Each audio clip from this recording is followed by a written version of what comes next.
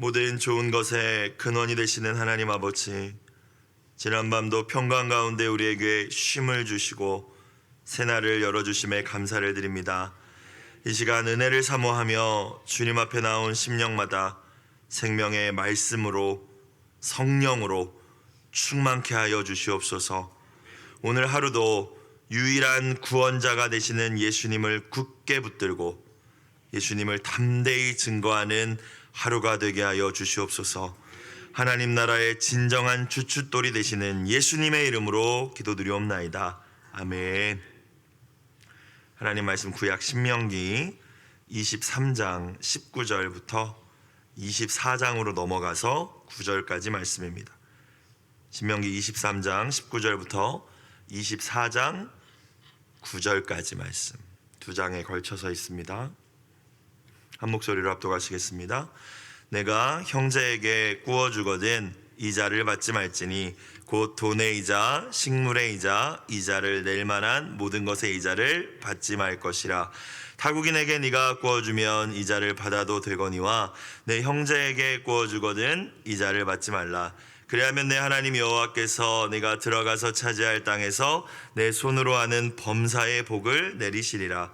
내 하나님 여호와께 서원하거든 갚기를 더디하지 말라. 내 하나님 여호와께서 반드시 그것을 너에게 요구하시리니 더디면 그것이 너에게 죄가 될 것이라. 내가 서원하지 아니하였으면 무죄하리라. 그러나 내 입으로 말한 것은 그대로 실행하도록 유의하라. 무릇 자원한 예물은 내 하나님 여호와께 네가 서원하여 입으로 언약한 대로 행할지니라. 내 이웃의 포도원에 들어갈 때에는 마음대로 그 포도를 배불리 먹어도 되느니라. 그러나 그릇에 담지는 말 것이요 내 이웃의 곡식밭에 들어갈 때에는 네가 손으로 그 이삭을 따도 되느니라. 그러나 내 이웃의 곡식밭에 낫을 대지는 말지니라.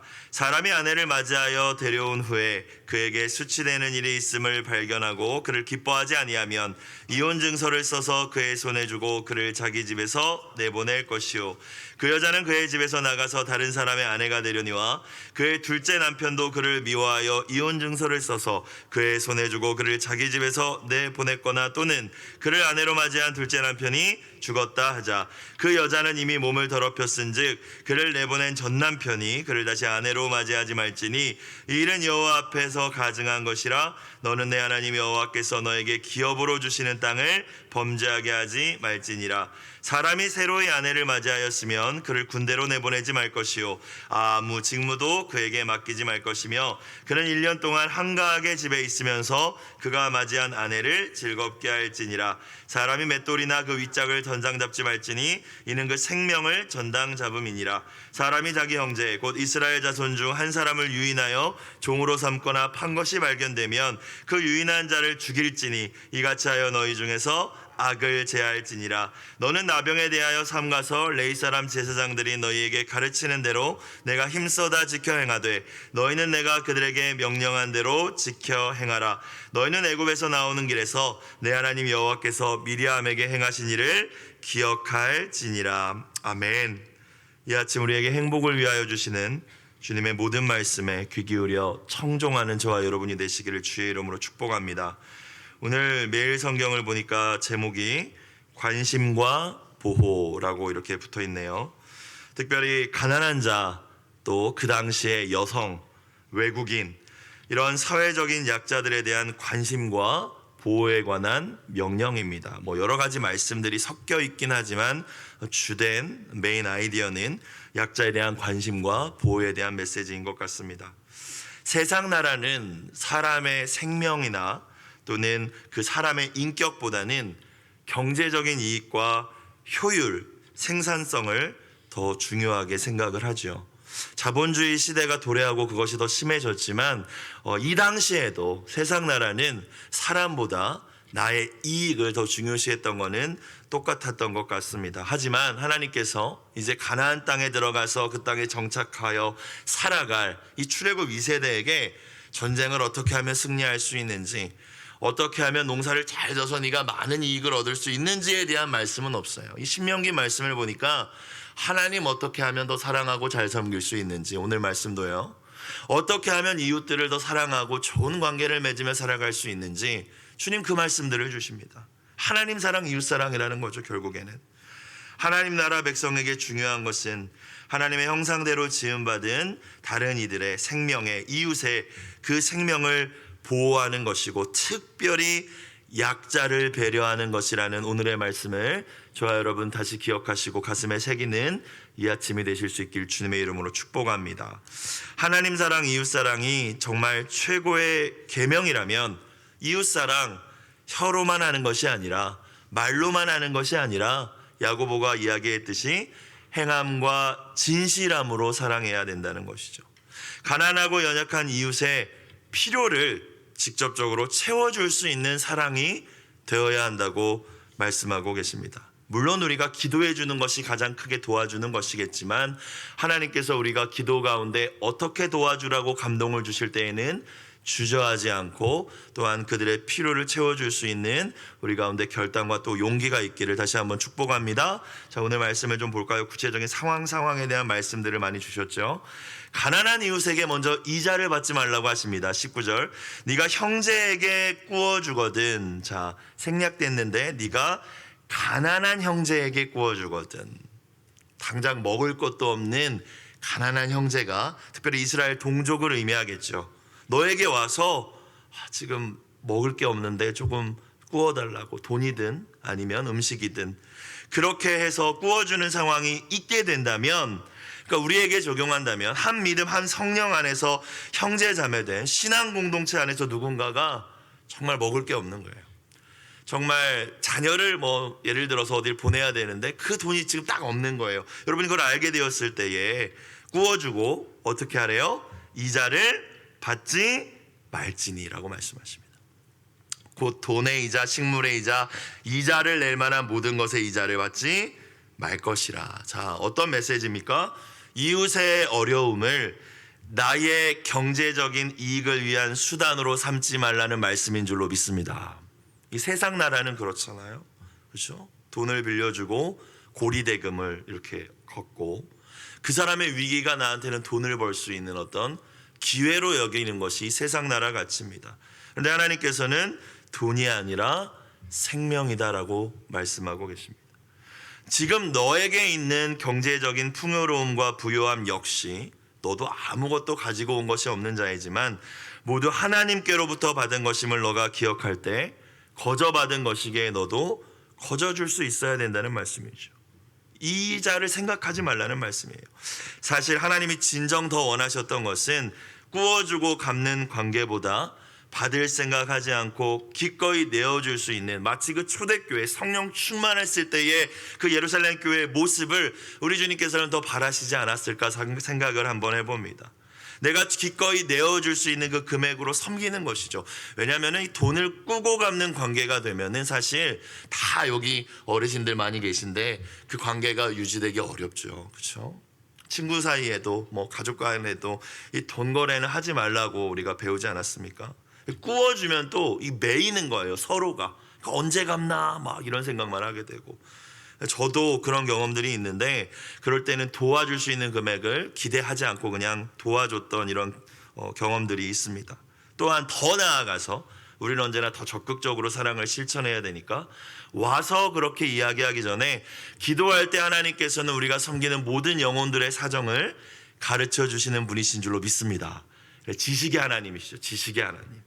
은사 가운데 지식의 은사가 있잖아요. 우리 곽인순 목자님 오셔서 그렇게 우리 가운데 집회하시고 또 여러 가지 또 놀라운 일들을 보여주셨듯이 하나님 가르쳐 주십니다. 그러면 하나님이 어떻게 도와주고 어디로 너가 흘려보내라 또 가르쳐 주시죠. 그 이웃의 사정을 미리 살펴서 또 먼저 섬기고 적극적으로 사랑을 실천하는 것이 더욱 저와 여러분이 해야 할 일임을 깨달으실 수 있기를 주님의 이름으로 축복합니다.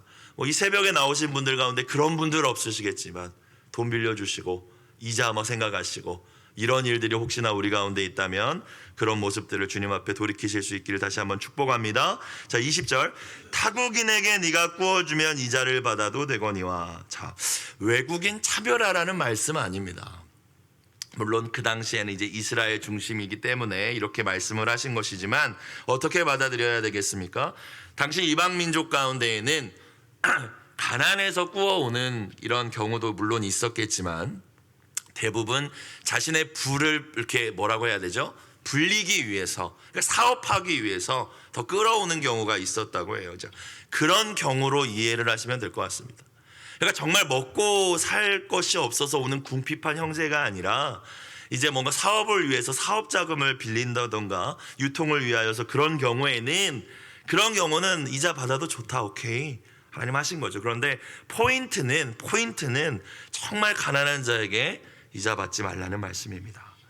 자, 그리하면 20절 후반부, 내 하나님 여호와께서 내가 들어가서 차지할 땅에서 가나안에서 너의 손으로 하는 뭐의 범사의 모든 일에 복을 내리시리라.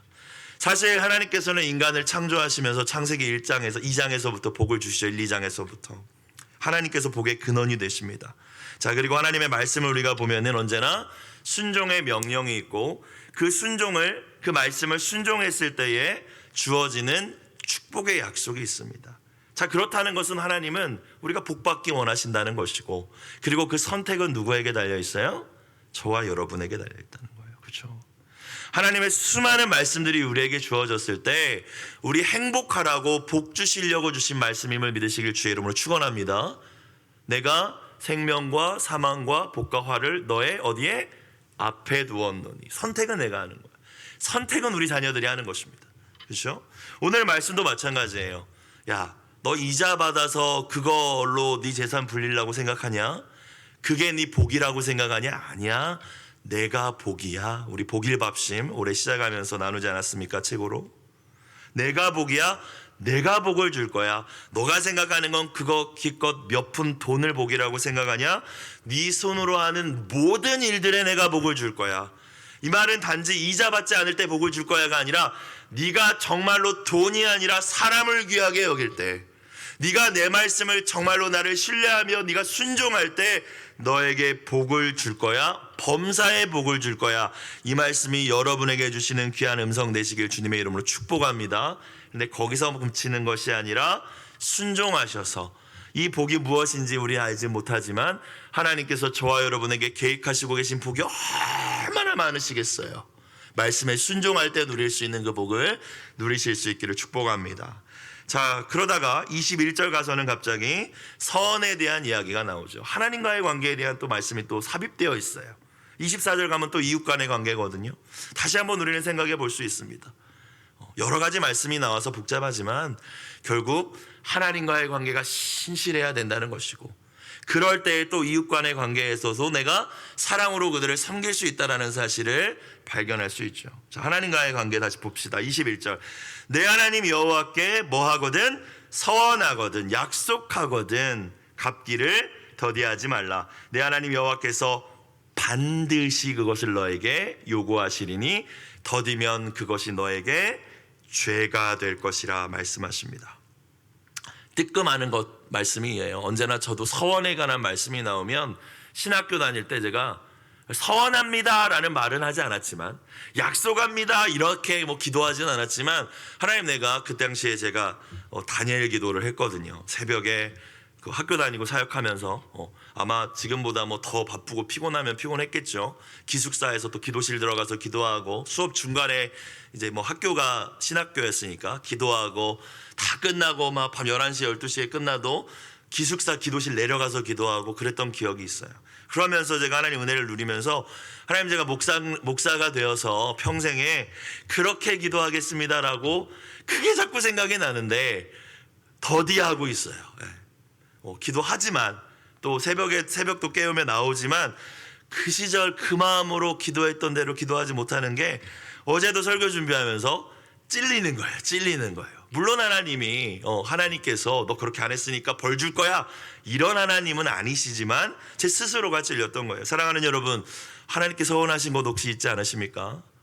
기억나게 하시는 게 혹시 있으실 수 있어요. 하나님께서 너 이거 왜 안 지켜, 이런 하나님 물론 아니시지만 하나님께 약속하셨다면 하나님 앞에 신실함을 보이실 수 있는 저와 여러분이 되시길 주님의 이름으로 축복합니다. 하나님이 반드시 요구하신대요. 야, 너 그때 그렇게 얘기하지 않았냐? 섭섭하다. 이렇게 하신다는 것이죠. 그것이 너에게 죄가 될 것이라. 여러분, 사람 사이에도 말을 가볍게 하는 것은 참 신실하지 못한 일이지 않습니까? 자녀를 키울 때에도, 그래서 지키지 못할 약속은 안 하려고 해요. 아니면 아이가 실망하니까요. 그렇죠? 아빠가 어디 데려갈게 했다가 이게 장담할 수 없는 일이지 않겠습니까? 무슨 일이 일어날지 모르는데 이렇게 지키지 못하면 참 큰 실망을 주는 것이지 않겠어요? 우리 사이의 관계도 그런데 하나님과의 관계는 여러분 더 중요하지 않겠습니까? 22절 네가 선하지 아니하였으면 무죄하리라 장담하고 맹세하고 예수님께서는 하지 말라고 하셨죠. 그래서 내일 일 모르기 때문에 그냥 기면 기고 아니면 아니라 이야기해라. 23절 너의 입으로 말한 것은 그대로 실행하도록 유의하라 또 말씀하십니다. 무엇을 알 수 있어요? 마음에 품은 것과 입으로 내뱉은 것의 무게가 하나님은 다르게 여기신다는 것입니다. 그죠? 하나님은 우리가 마음으로 품은 것도 다 아십니다. 물론 어떤 마음으로 하나님께 나오고 결심했는지 다 아시지만 입으로 뱉은 우리가 결정을 하고 선택을 했을 때 하나님은 그것에 대한 무게를 더 무겁게 여기신다는 사실을 기억하실 수 있기를 주님의 이름으로 축원합니다. 포인트는 벌 받으니까 서원 지키세요. 이게 포인트가 아니라 하나님 앞에 신실한 것이 하나님을 진짜 마음 다해 사랑하는 것임을 저와 여러분이 깨달아야 한다는 거예요. 그렇죠? 그리고 하나님 앞에 사람이건 하나님이건 우리가 입으로 말한 것은 지키는 것이 신실하다는 거예요. 무릇 자원한 예물은 내 하나님 여호와께서 네가 서원하여 또 나오죠. 입으로 언약한 대로 하나님이 입술의 열매를 중요하게 여기시는 것입니다. 우리 말이 중요하다는 설교도 많이 듣잖아요. 말씀도. 그런데 하나님 앞에서 여러분 분명히 있으실 거예요. 저도 생각났거든요. 그 위기의 순간에 하나님 이것만 어떻게 넘겨주시면 제가 이렇게 할게요. 하나님 내가 이번 자녀만 어떻게 도와주시면 이렇게 할게요. 여러분 하나님 그 말씀들과 약속들 기억하고 계십니다. 하나님 앞에 신실하게 혹여나 잊어버리셨을 수도 있고 또는 여러 가지 환경과 상황에 여의치가 않아서 지키지 못하셨더라면 주님 십자가 앞에 겸손히 또한 회개하실 수 있는 은혜가 있기를 주님의 이름으로 축원합니다. 그리고 그냥 에이 뭐 안 지키지 뭐 이게 아니라 주님 내가 신실할 수 있는 힘과 능력을 달라고 지혜를 달라고 기도하는 이 아침이 되시길 다시 한번 주님의 이름으로 축복합니다. 그런데 서원 가운데에는 또 성령께서 감동을 주시는 경우가 있어요. 복을 주시기 위해서 약속에 묶이게 하시기 위함이 아니라 사무엘상 한나의 기도 같은 경우는 하나님 아들 주시면 바치겠습니다. 나 아들 없으니까 아들 좀 주세요. 이런 기도가 아니라 그가 하나님과 마음이 통하여서 이스라엘의 참담한 상황을 보고 하나님은 이 아들을 주신다면 그 아들을 이 이스라엘을 향한 하나님의 일꾼으로 세우겠습니다. 그건 하나님이 주신 감동이었거든요. 그 서원이었어요. 물론 그런 경우도 있습니다. 하지만 여러분 하나님 앞에 서원하신 것 약속하신 것이 생각나신다면 신실하게 지키실 수 있길 다시 한번 주님의 이름으로 축복합니다. 저도 제가 또 오늘 설교했으니까 다니엘처럼 다시 기도하는 목사가 되기로 하나님 앞에 다시 결단하고 나아가도록 저도 노력하겠습니다. 자, 24절 다시 가난한 이웃에 대한 이야기죠. 내 이웃의 포도원에 들어갈 때는 마음대로 그 포도를 배불리 먹어도 되느니라. 자, 요즘 큰일 날 말씀입니다. 그대로 문자적으로 적용하면. 자, 여기도 이 이웃이라고 했을 때 가난한 이웃이에요. 며칠 동안 먹을 게 없었던 그런 이웃입니다. 그런 이웃이 내 포도원에 들어왔네요. 얼마나 배가 고프겠어요. 포도가 주렁주렁 열려 있으니까 아무 진짜 생각 없이 막 도둑질이라는 생각 없이 막 이렇게 따가지고 먹지 않겠습니까? 허겁지겁. 하나님이 그것을 허용하고 계시는 거예요. 사람의 생명에 관한 문제에 있어서 예수님께서도 제자들이 시장할 때 안식일에 이삭을 베서 먹지 않았습니까? 사실 그렇게 하면 안 되는 거였거든요. 이스라엘의 유대인들의 규칙이었잖아요. 근데 주님께서도 제자들을 변호해 주셨습니다. 야, 다윗이 배고플 때 한 일 기억 못하냐? 라고 하시면서요. 사람이 정말 생존에 관한 거 먹고 마시고 그가 인간답게 살아가기 위한 최소한의 권리와 그 인권을 보장해 줘야 된다는 말씀이죠. 그 포도를 배불리 먹어도 되느니라. 우리가 착각을 하죠. 우리가 넘치도록 그런 의미가 아니라 그의 배고픔을 면하기 위해서 그 밭에 들어가 포도원에 들어가 포도를 먹는 게 허용이 된다라고 말씀하신 것입니다. 근데 이걸 반대로 생각해 봐야겠죠. 포도원 주인에게는 이 말씀이 뭡니까? 너 하나님께서 복 주셔서 포도원 주셨지, 풍성한 소출 주셨지, 굶주린 자가 네 포도원에 들어와서 그 포도 배를 채우기 위해서 먹었을 때에 뭐라고 하지 말아라, 이 말씀입니다. 그죠? 자, 그런데 조건을 주셨어요. 24절 후반부. 그러나 뭐래요? 그릇에 담지는 말 것이요. 먹다가 그릇에 담는 거. 이건 뭡니까? 생명의 보존을 넘어서서 욕심은 하나님이 허락하지 않으신 거죠. 욕심으로 넘어가면 그것은 도둑질입니다. 생존을 위하여서 너가 먹는 것까지는 허용, 너가 담아가 그건 욕심이라는 거죠. 25절 말씀도 마찬가지입니다. 내 이웃의 곡식밭에 들어갈 때 네가 손으로 이삭을 따도 되느니라. 굶주림을 면하기 위해서. 그러나 너의 이웃의 곡식밭에 낫을 대지는 말지니라. 이 새벽에 나오신 분들은 아마 대부분 포도원의 주인과 곡식밭의 주인이실 거예요. 그렇죠? 가난하고 굶주린 이들이 우리의 눈에 보일 때 여러분 먼저 그들에게 적극적으로 사랑을 실천하실 수 있는, 그들의 원대로 그들의 배를 배불리게 채우실 수 있는, 그래서 마지막 심판날에 양의 편에 너희가 내가 배고플 때에 나에게 먹을 걸 주었고 나에게 마실 것을 주었고 내가 추울 때 나를 입혔구나. 주님 우리가 언제 그랬나요? 가장 작은 자에게 한 것이 나에게 한 것이니라. 칭찬받으실 수 있는 저와 여러분이 되시길 주님의 이름으로 축복합니다. 자, 24장 넘어갈게요. 자, 1절. 사람이 아내를 맞이하여 내려온 후에 그에게 수치되는 일이 있음을 발견하고 그를 기뻐하지 아니하면, 앞서 신명기 22장에서 특별히 성적으로 순결함을 지키지 못하는 경우에는 이제 돌로 쳐라라는 말씀이 있었는데, 그 외에 수치되는 일이겠죠. 뭔가 결혼 전에 몰랐는데 뭔가 알게 된 거죠. 이 여인의 어떤 부족함을, 무언가가 결여돼 있음을 발견한 거예요. 그런데 하나님이 진짜 원하시는 것은 이혼하라는 말씀이 아닙니다. 오늘 말씀을 오해하시면 안 되죠. 예수님도 그렇게 말씀하셨잖아요. 그래서 그를 기뻐하지 아니하면, 내 마음에 안 들어진다면, 이제 막 사랑이 안 된다면, 그 당시에 여성은 인격이 아니었습니다. 사람의 수를 셀 때 안 셌다는 건요, 사람으로 보지 않았다는 의미예요. 그래서 버렸어요. 가나안 족속 이방 민족은 말할 것도 없습니다. 데려다가 자기가 아내로 삼아서 살다가 그냥 마음에 안 들어 버리고 다른 여인 끌어오고 뭐 이 여인 저 여인 다 끌어오고, 이게 그들이 살았던 애굽의 풍습이고 들어가 살아야 되는 가나안 땅의 풍습이었어요. 그런데 그렇게 하면 안 된다는 거예요. 그렇게 버려진 여성의 인권이 정말 존중받고 보호받을 길이 없었던 시대입니다. 그래서 만약에 그런 일이 생긴다면 안 그랬으면 좋겠는데 라는 것이 하나님의 마음입니다. 수치되는 일이 발견되었어도 여러분, 사랑은 허물을 덮어주는 것인 줄로 믿습니다. 그렇죠? 사랑하며 살아라, 이게 주님의 본심인데, 그런데 안 됐대. 굳이 네가 정말로 갈라서기를 원한다면, 이 시대의 이혼은 여러분 합의 이혼 아니에요. 남자가 버리는 겁니다. 여러분 오늘날로 적용하시면, 좀 문자적 적용하시면은 어려움이 있죠. 그죠? 네. 버리지 말라는 것이죠. 그런데 만약에 진짜 너가 기뻐하지 아니하는 일이 생긴다면 뭐를 써주래요? 이혼 증서를 써서 그의 손에 주고 그를 자기 집에서 내보낼 것이요. 이혼 증서라는 것은요, 그냥 이 여인을 이제 보호할 수 있는 장치 역할을 했다고 이해하시면 될 것 같습니다.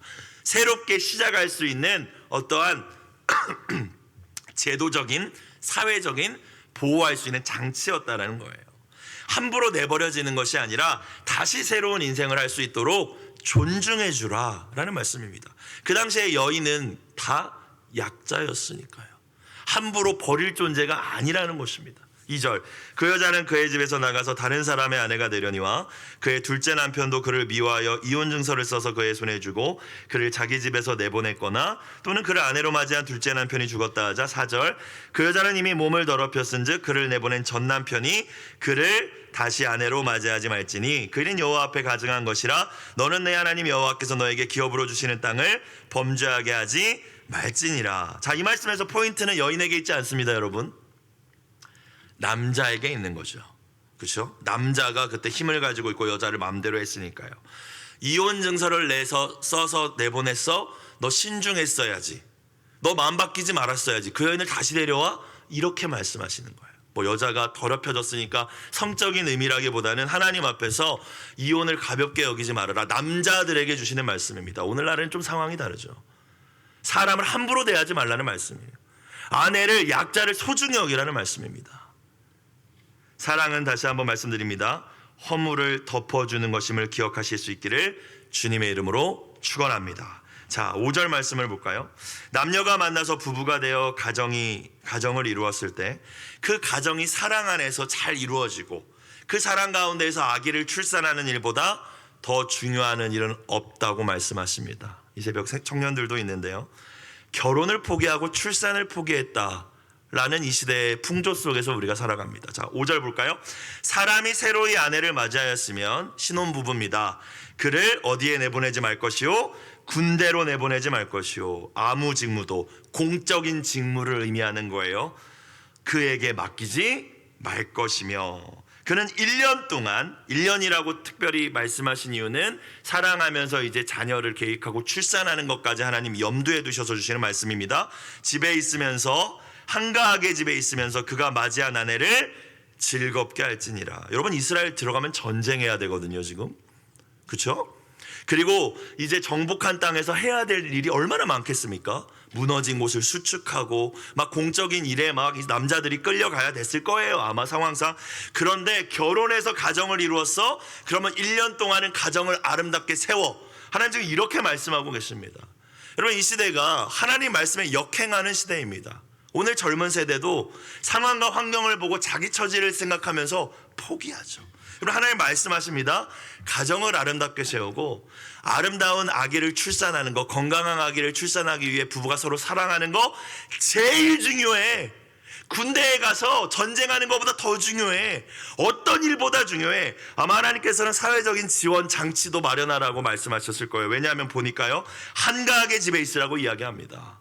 둘이 사랑하는 일에 집중하라고 주님 말씀하고 계시는 것이죠. 언제나 우리의 삶의 기준과 선택의 기준이 세상의 풍조가 아니라 하나님의 말씀이 되기를 다시 한번 주님의 이름으로 축복합니다. 자, 다시 한번 또 가난한 이들에 대한 말씀 6절. 사람이 맷돌이나 그 윗짝을 전당 잡지 말지니 이는 그 생명을 전당 잡음이니라. 가난한 사람이 돈이나 곡식을 꾸러왔을 때 이제 갚기까지 담보를 잡는 경우도 있었나 봐요. 그냥 내어주면 제일 좋겠지만 담보를 잡을 때에도 생존과 직결되는 물건을 가져가서는 안 된다는 것이죠. 이방 나라, 세상 나라, 너 이거 없으면 너 힘들지? 빨리 갚어. 여러분, 이건 세상 나라. 그런데 맷돌 윗짝이라는 것은 당시에는 이제 뭐 지금으로 따지면 뭐겠습니까? 밥 해 먹는 거죠. 이제 뭐 가스레인지가 하나 있는데 그거 가져간 거고, 밥솥이 하나 있는데 그거 가져간 거예요. 못 먹는 거예요. 못 해 먹는 거예요. 안 된다. 그것은 7절. 사람이 자기 형제 곧 이스라엘 자손 중 한 사람을 유인하여 종으로 삼거나 판 것이 발견되면, 특별히 가난한 자들이 이렇게 속지 않았겠습니까? 그 유인한 자를 죽일지니 이같이 하여 너희 중에서 악을 제할지니라. 살 길이 막막한 이들에게 나쁜 직업으로 인도하거나 청소년들, 청년들을 막 어디 막 정말로 해서는 안 되는 곳으로 데려가거나 이런 일들이 이 사회에서 벌어지고 있죠. 그런데 그 가난한 자, 힘든 자의 형편을 이용해서 자신의 이익을 취하려고 하는 자들, 특별히 유인해서 그렇게 꾀은 자들 죽이라고까지 하나님 말씀하고 계시죠. 마지막 8절 9절입니다. 나병으로 대표되는 전염병에 대한 규례. 너는 나병에 대하여 삼가서 레위 사람 제사장들이 너희에게 가르치는 대로 네가 힘써다 지켜 행하되 너희는 내가 그들에게 명령한 대로 지켜 행하라. 나병에 대한 규례는 레위기에 자세히 나오죠. 아주 철저하게 검사하고 뭐합니까? 격리시킵니다. 옮으면 안 되니까. 9절. 너희는 애굽에서 나오는 길에서 내 하나님 여호와께서 미리암에게 행하신 일을 기억할지니라. 민수기에 보면 미리암이 모세를 비방하다가 나병에 걸립니다. 자, 모세가 기도합니다. 낫게 해주세요. 그러니까 하나님이 아버지가 딸한테 침 뱉어도 수치 부끄러운 일 아니겠어? 7일 동안 격리라고 말씀하시죠. 미리암도 그 여성 중에서는 지도자였던, 영적 리더였던 미리암에게도 예외는 없었습니다. 격리해야 된다. 나가서 7일 있고 그 다음에 이제 행진하죠. 다시. 여러분, 우리가 공동체의 행복을 위해서 나의 권리를 제한하는 경우가 있습니다. 우리 코로나를 겪지 않았습니까? 여기저기 그냥 막 내 맘대로 할 거야. 내가 내 자유지 뭐. 그런 분들이 계셨고, 교회 안에도 그런 일들이 있었습니다. 저희 교회 말고요. 그래서 사회적으로 지탄받는 일들이 있지 않았습니까? 여러분, 공동체가 함께 행복하기 위하여 이런 나병이든 전염병이든 누군가를 내가 피해를 주는 일들이 있다면, 여러분, 유치원도 전염병 걸리면 보내지 말라고 하는데, 여러분 기억하시고 언제나 나의 행복과 자유가 아니라 공동체 전체의 안녕과 행복을 더 중요하게 여기실 수 있기를 주님의 이름으로 축원합니다. 특별히 육신의 질병뿐만이 아니라 죄의 병은 더 말할 것도 없겠죠. 내가 공동체에 부정적인 영향을 주고 있다면 주님 앞에서 십자가 앞에 격리되어 주님 앞으로 나아와서 그 죄를 해결하실 수 있기를 다시 한번 주님의 이름으로 축원합니다. 그래서 오늘 매일 성경 기도 제목, 모든 사람이 안녕할 때까지, 행복할 때까지, 가난하고 위태로운 이웃을 지키는 공동체가 되게 하소서. 그렇게 오늘 하루도 살아내는 저와 여러분이 되시기를 다시 한번 주님의 이름으로 축복합니다. 기도드리겠습니다. 사랑과 긍휼이 풍성하신 하나님 아버지, 이웃을 배려하고 돌보는 일이 하나님 나라 백성의 본분이자 성숙한 그리스도인의 의무임을 저희가 기억하게 하여 주시옵소서. 가난하고 궁핍한 이웃들을 향하여서 내게 주신 것들을 나누고 적극적으로 사랑을 실천할 수 있는 용기와 지혜를 이 아침 저희에게 부어 주시옵소서. 언제나 하나님과 사람 앞에서 항상 신실할 수 있도록 도와주시고 경솔히 말하지 않을 수 있는 지혜가 저희 가운데 있게 하여 주시옵소서. 예수님의 이름으로 기도드리옵나이다. 아멘. 주기도문 드리겠습니다. 계신 우리 아버지,